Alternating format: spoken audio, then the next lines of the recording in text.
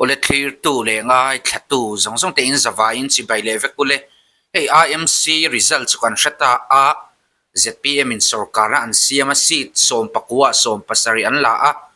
MNF le Congress an artelu kontre pasit khat ve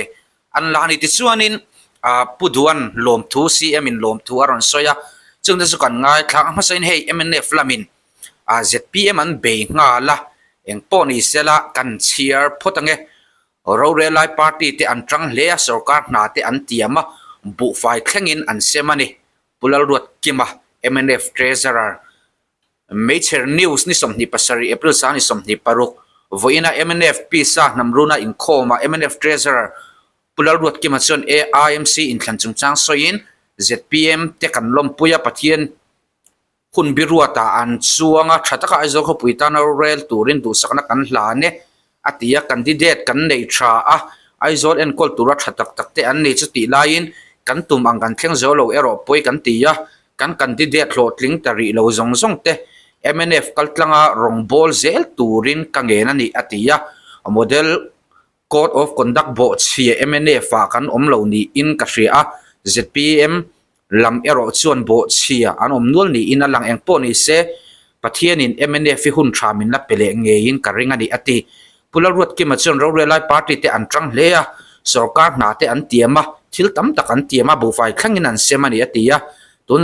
tun ZPM tram chung hian in khanna lian tham Sinlung Hills Council District in khan dampabial by election ate kan tling do veka tun tum erok an chak zau talawani MNF chu pathian ni kan ram tan ti tu kan ni a kan ram kan nam le kan sa khu a him thei nan thei to pin kan bezel do na ni pathian in remati chuan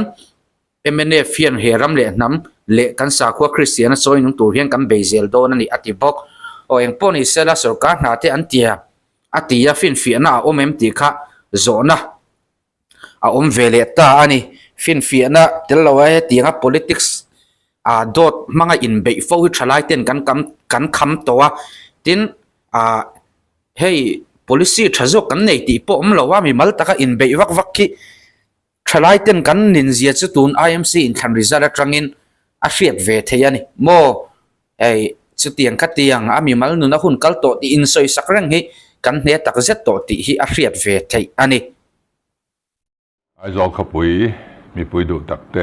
zaba in chi mai kabu ka chu ei IMC in than result kan han theta a IMC kan nei masak mer hi kumsang ni som atanga sang ni som panga khani a khata khan Indian National Congress le ZNP khan Sorkar kan in trauma ZNP te po khan kan an kai ruai ve nok a avoi ni na tan sang ni som panga tanga sang ni som ni pakhata khan MNF in Sorkar na an la a avoi thum na sang ni som ni pakhata tanga som ni paruka po khan MNF bokin Sorkar na an la a tun hi avoi li na alo ni ta a chuan tu na hian ZPM hun alo in her chuak chawele ta zela kanin than result chungchanga hian amasaberin pathian ne na lom thu ka soya tin aizol mi pui te chunga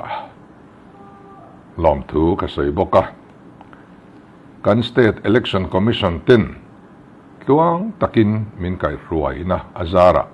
engma harson na le buai na te omlovin kan ling tlathaya chu wangin SEC chunga po lom thu ka soi boka tin kanin thanapia nga min uap thin tu kan MPF te chunga po lom thu ka soi boka ni kan tlin chan hi soidon tai langin mi hring lama chuan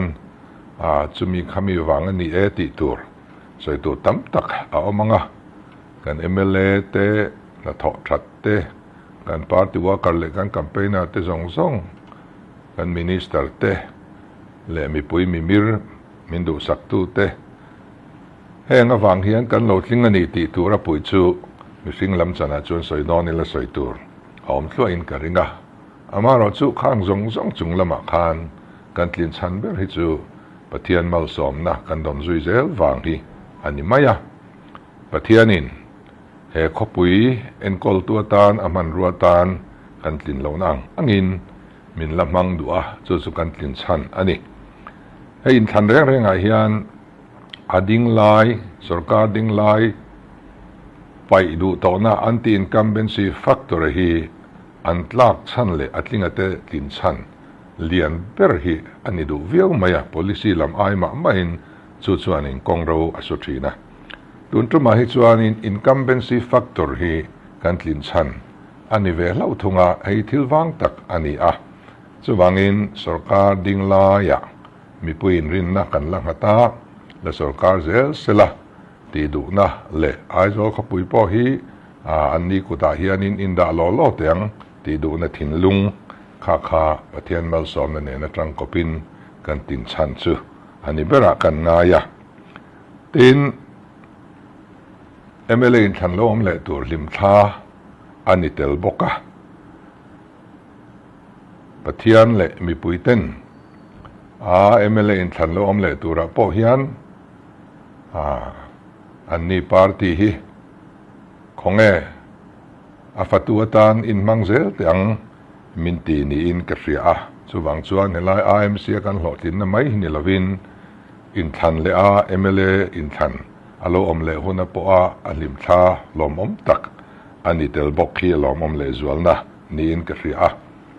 tin meichia mel kan mu thanem le zualta hei ZPM chuan meiche MLA pani kan neya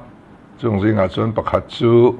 Mizorama cabinet minister masaber kan han neya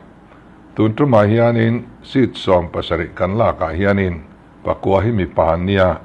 pariat ngot mai hi meichia an ni heng meichia an tlinna zinga hianin meiche uat ni lo general seat pathum atel nge nge hei hi aro puile zualin ka hria kan meichia te tan hian ZPM Sorkar le party a hianin mun aom zia hei hian atilang hlein ka hria ani tin kan mabaka hetia khopui chung Sorkar na te kan han chel chodon ta ka hi chuan ti tur tam tak aoma soisen ani lowanga kan manifesto a khan kan thil tum tlang pui chu kan soide uvek to tuntuma hian kan manifesto hi kan zuar na sa emaw aziak point kan the dar na sa kan party dang te chuan manifesto aya soi war deuh hi an nein alanga aizol mi pui hianin manifesto soi mai hi tok an lo ti viau in Sawisel na te in sir the na le mi mala in be na te hi an lo lawm vak lo ani ti po atilangin ka hria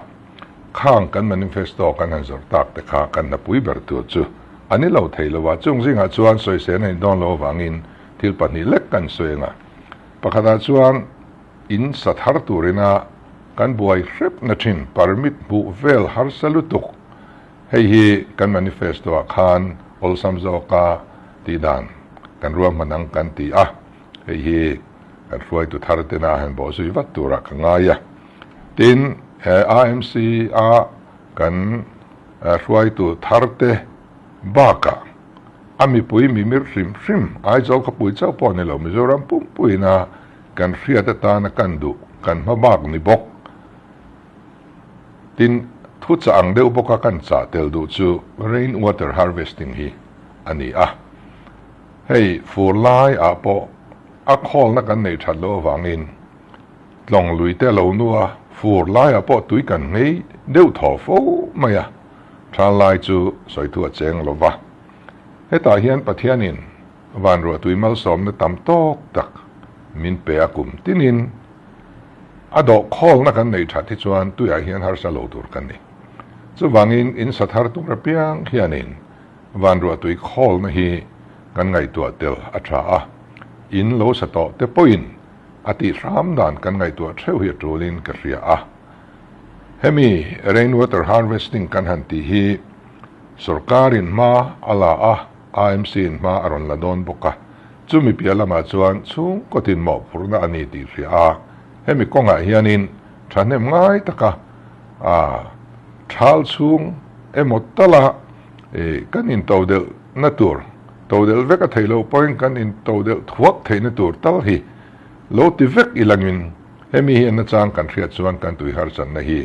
akiang hlein karinga chu kan in cha du bok ani kalome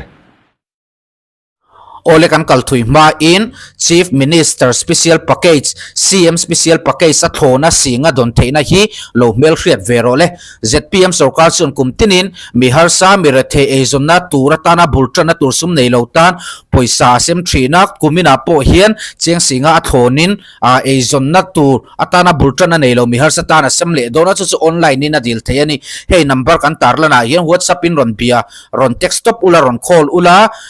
document kan theta kan ziang hian ID card malam thalak Aadhaar card bank passbook ration card le mani thalak ron thon tura ni ti chuanin online in kan lo buai pui don chawa number a hian ron bianga ZPM Sorkar hnuaia mihar sa trampuina hi idil ve thei ani